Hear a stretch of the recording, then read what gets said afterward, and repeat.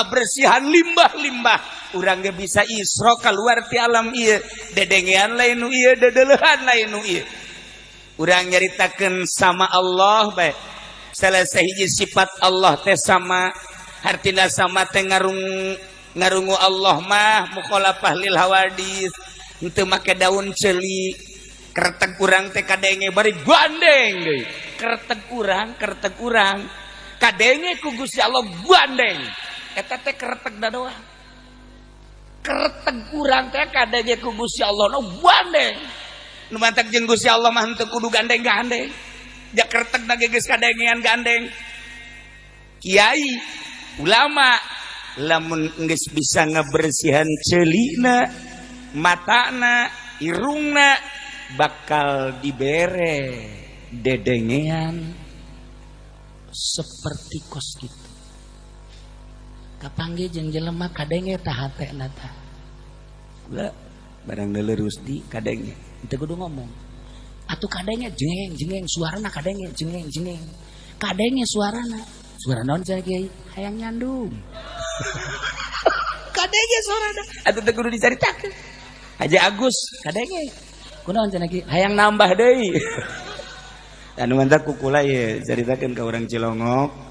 anu aya di dieu nyana kakarak 3 jadi hiji deui jatahna beusi aya ulah nu rangda ulah nu kolot nyana hayangna kaparawan umur 17 tahun tapi beungeutna kos Uzbekistan atuh moal manggih datang ka paeh ge di Indonesia mah ih bisa kadenge hate-hate jelema teh bisa kadenge tah lamun geus bisa kadinya bisa isra okos kumaha aya jelema datang ka Kiai Khalil Bangkalan mat sore wah cek Kiai Khalil berarti lain Islam barang di deuleu batana sipit oh koh duduk koh geus kanyawan ku nyana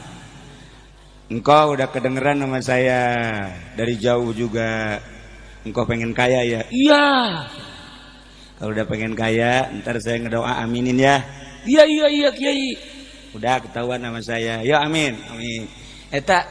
Kiai Khalil ngadoana wawing awing awang awing awung amin sakieu teh awing awung awing awang awing amin tekcor tekcur tekcir amin sakieu teh wassalam alhamdulillah udah pulang sono sugi tadi doakeun kitu doang deh si engkau bebeja be wah lu mending ke sono lu gua didoain sama dia awing awang awung wah ya gua kiai hebatnya saya kadenge lain disungut lain di hate wali Allah makos kitu lain disungut lain di hate hartina lain disungut lain di hate sungut keur ngomong naon hate mah ka Gusti Allah lamun jelema hatena selalu ka Gusti Allah mujarab mustajabud da'awat beda jeung sungutna ngomong hatena ka mana meni eta mah moal mustajab ambalaya teh nu kos kitu mah nah Kangjeng Nabi dilempangkeun minal Masjidil Haram ilal Masjidil Aqsa lailan dipetik makna lailan teh peuting hartina peuting teh poek hartina poek cek ahli tasawuf mah bodoh Kangjeng Nabi diberangkatkeun bodoh jang contoh ka urang poek hartina ketika orang bodoh kudu berangkat Kangjeng Nabi berangkat di tengah malam yakni jang umatna ketika orang bodoh kudu berangkat menuju Gusti Allah ketika Mi'raj bakal menang cacaan urang ge ketika Mi'raj bakal menang cacaan apakah orang kudu nuturkeun Kangjeng Nabi minal Masjidil Haram ilal Masjidil Aqsa haju Mi'raj ka luhur moal bisa tambah khusus yang Kangjeng Nabi jang umatna orang bisa Isra kuari Mi'raj kuari Isra sakahayang urang Mi'raj sakahayang urang asal urang nyaho carana ketika urang geus bisa bisa Isra Mi'raj ka Gusti Allah bisa waliullah iraha hayangna Mi'raj kapanggih jeung Gusti Allah di mana bae teka kurung ku waktu teka kurung ku zaman masyaallah nah singkat bae nutat tadina kula rek nyaritakeun perjalanan Kangjeng Nabi melalui ahli thariqah jeung ahli tasawuf lantaran jamna jam 12 hasilna bae hasil Isra kapanggih jeung Gusti Allah hasil Isra Mi'raj kapanggih jeung Gusti Allah dibere oleh-olehna salat sakumaha tadi ieu urang maka bege ahli salat ketika urang jadi ahli salat berarti jadi ahli Allah ketika urang geus jadi ahli Allah moal dikamanakeun ku Allah surga mantak ieu urang kukumpulan jeung ahli surga alhamdulillahirabbil eta mah cenah aya nu maling hiji dua ka neraka heula sakitu doang ieu salat hese sebab di zaman Imam Hanafi aya muridna pedagang begitu tak pedagang leungit duit bebeja ka Imam Hanafi assalamualaikum waalaikumsalam aya naon mama abdi ieu minta tulung ka mama aya naon hasil dagang duit dikumpulkeun dina bungkusan haju bungkusan tersebut ditenden wallahu alam di mana kula nendena Gusti teangan imah meja lamari teu kapanggih terus ka dapur-dapur ka imah babaturan teu kapanggih geus 2 poe kula neangan duit teu kapanggih ieu mah minta pangdoakeun ka mama supaya kapanggih coba mama oh cek Imam Hanafi penting mah tahajud bae nya osok tahajud tilu carang ya kan penting tahajud aya kapanggih mah mangga ngan tahajudna mimiti sare aju jam 12 hudang mun kira-kira teu bisa hudang minta panghudangkeun ka pamajikan insyaallah di jam 12 tahajud terus tepikeun ka jam 4 rakaatna geus ulah dihitung apakah eta teh 20 rakaat atau 50 rakaat atau 100 rakaat di jam 12 datang ke jam 4 berarti sabaraha jam hiji 2 3 4 jam ge gapanggih Masya Allah hatur nuhun cenah kiai petunjukna kukula bakal jasa dilaksanakan sok laksanakeun insyaallah kapanggih nya mangga balik jana ka imah langsung ngadaguan maghrib tes maghrib terus sare udang lah jam 12 mandi wudu kacai salat tahajud sholli salat tahajud Allahu akbar selesai 2 rakaat sholli salat tahajud Allahu akbar 2 rakaat sholli salat tahajud Allahu akbar horenganan duit nyelepe aing inget di tukangan imah cekna teh Masya Allah alhamdulillah rabbil alamin harita keneh bade salam-salam terus ke dapur aya di sisi ieu ya alhamdulillah beres ada hees besok-besok bebeja Waalaikumsalam cek Imam Hanafi teh kapanggih jam sabaraha kapanggihna kula jam 12 langsung tahajud 2 rakaat 3 rakaat genep rakaat kapanggih aja terus teu tahajud henteu cek cek Imam Hanafi takos itu salat siapa hampir sarua jeung panitia masjid kos kitu kabeh salat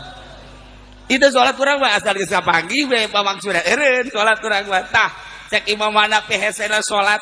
cacak-cacak anjeun ieu murid kula komo meureun di tahun 2015 tujuan salat teh macem-macem aya nu hayang laku ieu hayang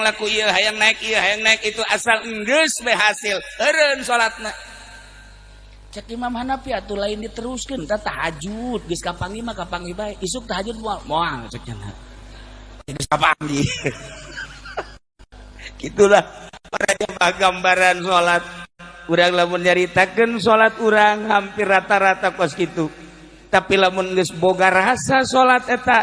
bahwa ieu gerentes hate urang kadenge ku Allah bari kadenge na lain laun-laun gandeng ku Gusti Allah kadenge tengetkeun ngajina tengetkeun kareteg hate urang kadenge ku Gusti Allah bari kadengena gandeng cek Gusti Allah geus lamun kadengena gandeng ku Gusti Allah isin amat lamun urang ngereteg hate luar daripada ridho Allah sok gerage regepkeun encan belajar salat sakumaha ahli salat belajar salat teh kudu ditalkin sarua bae ongkos zikir meremkeun dunia ceuli pareuman ceuli cocokan urang ngadengenan naon mun aya mah neangan timah ka dieu kan tak itulah para jamaah kaum muslimin wal muslimat rahimakumullah. Belajar salat secara zahir mah gampang, ngadegna nu rapi, rukuna nu rapi, itidalna nu rapi, sujudna nu rapi, julusna enteng. Ketika orang boga kasakit cara paweha sampeanana teu sehat atuh sabisana urang atau aja lemah teu bisa nangtung sabisa urang. Zahir mah gampang, tetapi ngahadirkeun Gusti Allah aya di jero kolbu. Ieu nu hese praktekna saeutik. Lamun Gusti Allah diberangkatkeun minal Masjidil Haram ilal Masjidil Aqsa, berarti ti masjid. Horenganan awak urang teh cek ahli torikoh mah masjid. Geus urang deuk Isra ulah dagangan masjid, awak urang masjid. Paling hebat masjid adalah Masjidil Haram, sebab di Masjidil Haram aya Baitullah. Di awak urang aya Baitullah ciptaan Allah. Mana ciptaan Allah? Qalbu. Awak urang Masjidil Haram, qalbu adalah Baitullah. Masya Allah. Wa tahhir baitiya lit-ta'ifina wal 'akifina wal qa'imina war ruk'is sujud. Wa idh bawwa'na li Ibrahim makanal bait alla tusyrik bi. Kanjeng Nabi Ibrahim teh titah ngabangun Baitullah. Ketika dibangun Baitullah, bersihan Baitullah. Jang nu tawaf, jang nu itikaf, jang nu salat, jang nu ruku, jeung tadarru ka Gusti Allah. Kolbu urang teh Baitullah bersihan gitu. Lamun di kolbu, lamun di Baitullah aya Allah. Sarita aya Allah teh mustajabu da'wat nu mantak urang dianjurkeun ka Baitullah. Di Baitullah maqam ijabah. Kolbu urang aya Allahan. Wa Allah teh fi qalbil mukmin. Allah aya di jero hate jelema mukmin. Lamun urang geus boga rasa awak urang Masjidil Haram, kolbu urang Baitullah, di kolbu aya Allah, terapkeun geurage. Tak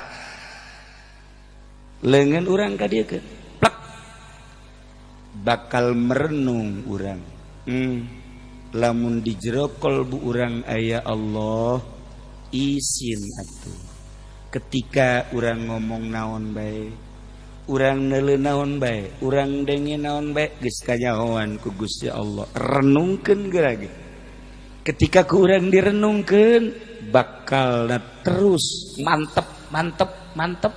Ketika geus mantep jasa, urang rasa deukeut jeung Allah,